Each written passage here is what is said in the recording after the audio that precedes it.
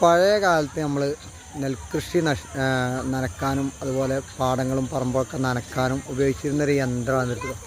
അപ്പോൾ കുട്ടികളിതിങ്ങനെ ഇവിടുന്ന് കണ്ടപ്പോൾ അവർക്ക് ഭയങ്കര ആവേശം.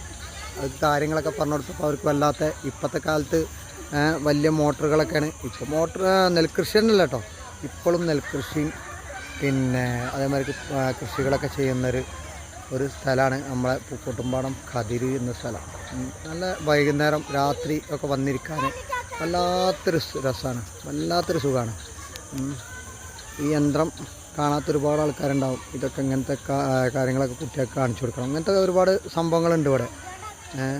ഇതിങ്ങനെ വെള്ളത്തേക്ക് ഇങ്ങനെ തട്ടുമ്പോൾ ഇതിൻ്റെ അടിയിൽ വെള്ളമുണ്ട്. ഇപ്പോൾ ഇതിൽ വെള്ളം കമ്മിയായതുകൊണ്ടാണ് ഈ വെള്ളം ഇങ്ങനെ തെറിക്കും.